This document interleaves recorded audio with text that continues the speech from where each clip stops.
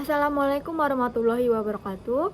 Perkenalkan, nama saya Rani Juwita dengan NIM 311012403. Di sini saya ingin menjelaskan dan memaparkan materi mengenai sejarah publik Ibu kita Kartini.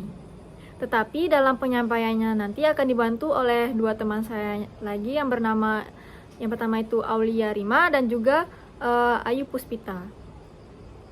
Baik, kita langsung saja masuk ke materi. Tetapi sebelum kita masuk ke materi Ibu kita Kartini, kita harus mengetahui apa itu sejarah publik.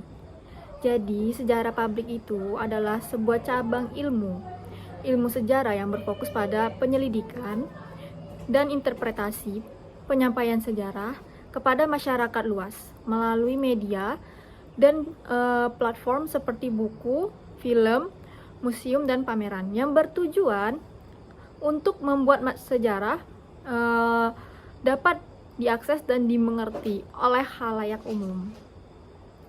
Begitulah penjelasan singkat mengenai sejarah publik. Nah, setelah kita mengetahui apa itu sejarah publik tadi, di sini kami ingin mengangkat sejarah publik yaitu Ibu kita Kartini. Mengapa? Jadi alasan kami mengangkat Ibu kita Kartini itu karena pada hari Kartini yang setiap kita memperingati setiap tanggal 21 April di Indonesia selalu merayakan Hari Ibu kita Kartini. Tetapi masih banyak orang yang tidak tahu makna yang terkandung di dalam perayaan Hari Kartini tersebut. Nah, setelah kita mengetahui apa itu sejarah publik, kita masuk ke materi. Mengapa kami mengangkat Ibu kita Kartini sebagai sejarah publiknya? Jadi, Hari Kartini itu diperingati setiap tanggal 21 April di Indonesia karena sebagai hari perayaan perjuangan Raden Ajeng Kartini dalam memperjuangkan hak-hak perempuan dan pendidikan bagi mereka, terkhususnya bagi kaum perempuan. Kemudian, apa hubungannya sejarah publik dengan Ibu kita Kartini? Jadi, hubungannya adalah bahwa Ibu kita Kartini adalah simbol perjuangan yang penting dalam sejarah Indonesia, dan kisah hidupnya sering dipublikasikan dan diceritakan dalam berbagai media sebagai bagian dari upaya menyebarkan kesadaran dan akan hak-hak perempuan dan pentingnya makna perjuangan Kartini pada masyarakat luas. Keadilan dan kesetaraan gender di Indonesia dipelopori oleh Raden Ajeng Kartini sejak tahun 1908. Perjuangan persamaan hak antara laki-laki dan perempuan, terkhususnya pada bidang pendidikan, dipelopori oleh Raden Ajeng Kartini. Mengapa Raden Ajeng Kartini ini sangat dikenal sebagai salah satu contoh tokoh yang berpengaruh di Indonesia? Karena Kartini adalah seorang yang pemikir dan penggerak emansipasi perempuan. Kartini menjadi sumber inspirasi perjuangan perempuan yang mengidamkan kebebasan dan persamaan status sosial dengan keberhasilan menuliskan pemikirannya secara runut dan detail. Ibu Kartini juga sangat erat kaitannya dengan isu gender di masa kini. Nah, begitu menarik ya, sangat menarik untuk dibahas, terkhususnya dalam sejarah publik, karena beliau adalah tokoh yang sangat berpengaruh, terkhususnya dalam persamaan setaraan gender antara fakta-fakta yang jarang diketahui dari Raden Ajeng Kartini. Kita masuk ke materinya, yaitu Raden Ajeng Kartini lahir dalam lingkungan keluarga priayi atau bangsawan. Karena itu ia berhak menambahkan gelar Raden Ajeng di depan namanya. Di masa pingitan, kehadiran sahabatnya yang bersedia menjenguk yaitu Letsi Detmar bisa menjadi pelipur lara karena Raden Ajeng Kartini banyak bercerita tentang dunia luar olehnya. Sehari-hari dalam masa pingitan, Raden Ajeng Kartini terus tekun belajar dan membaca. Namun, dirinya merasa sia-sia jika belajar tanpa adanya guru. Raden Ajeng Kartini juga sering menikmati buku-buku bacaan untuk menambah pengetahuan, menulis catatan, hingga surat.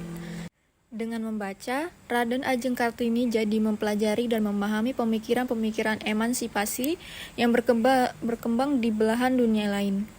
Pengetahuan tersebut menjadi dasar bagi Kartini dalam mewujudkan terciptanya kesetaraan manusia dan kemanusiaan. Sejarah Raden Ajeng Kartini dalam menempuh pendidikan bisa dibilang istimewa dan berliku, sebab ia merupakan anak pribumi yang diizinkan mengikuti pendidikan di ILS atau Sekolah Dasar Eropa. ILS merupakan sekolah khusus yang diperuntukkan bagi anak-anak bangsawan Eropa dan Belanda Indonesia. Raden Ajeng Kartini bisa mendapat kesempatan masuk ILS dikarenakan ia adalah anak dari pejabat tinggi pemerintah. Bahasa pengantar di ILS adalah bahasa Belanda, sehingga Raden Ajeng Kartini bisa meningkatkan kemampuannya berbahasanya. Proses pendidikan yang dijalani oleh Raden Ajeng Kartini di ILS menjadikan dirinya mampu menempatkan diri dengan baik dalam pergaulan. Namun, sayangnya Raden Ajeng Kartini yang saat itu ingin melanjutkan pendidikan ke HBS justru ditentang ayahnya. Raden Ajeng Kartini dipaksa untuk menjadi putri bangsawan sejati dengan mengikuti adat istiadat yang berlaku dan ia banyak menghabiskan waktu di rumahnya atau masa dipingit. Baiklah, mungkin itu saja yang bisa saya sampaikan. Materi berikutnya akan disampaikan oleh teman saya.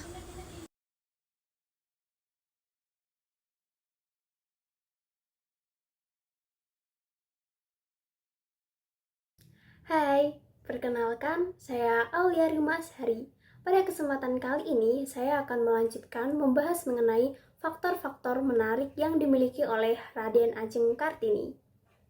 Fakta menarik selanjutnya yaitu mengenai perjuangan Raden Ajeng Kartini.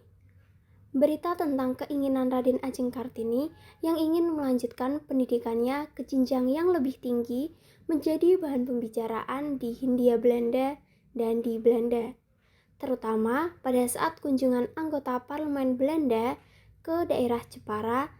Dalam hal ini diberitakan dalam surat kabar The Locomotive pada tanggal 25 April 1902. Fakta menarik selanjutnya yaitu terdapat R.A. Kartini bisa berbahasa Belanda.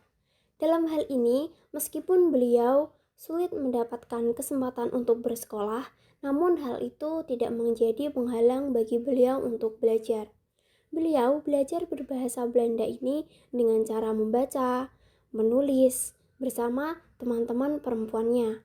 Hal ini dikembangkan oleh Raden Ajeng Kartini supaya beliau bisa atau pandai berbahasa Belanda. Raden Ajeng Kartini selain suka belajar berbahasa Belanda, beliau juga termasuk suka memasak. Karena memasak ini dijadikannya sebagai alat negosiasi untuk kepentingan hubungan antar negara yang pada masa Belanda. Dengan memasak ini, Kartini dapat menunjukkan peradaban Jawa di mata Belanda. Dengan begitu, beliau dapat menciptakan banyak sekali resep masakan, yaitu diantaranya ada sup pangsit Jepara dan ayam besenge. Halo teman-teman, perkenalkan saya Ayu Puspita. Saya akan melanjutkan apa saja fakta-fakta yang jarang diketahui tentang Raden Ajeng Kartini. Nah, fakta selanjutnya yaitu tentang bengkel ukir kayu Kartini. Nah, tahukah teman-teman, Raden Ajeng Kartini mendirikan sebuah bengkel ukir kayu di Rembang. Nah, bengkel ini didirikan pada tahun 1903 dengan tujuan untuk memberikan pelatihan keterampilan dan kemandirian bagi perempuan. Nah, di bengkel ini, para perempuan diajari cara mengukir kayu, membuat berbagai furniture dan hiasan, serta berlatih berwirausaha.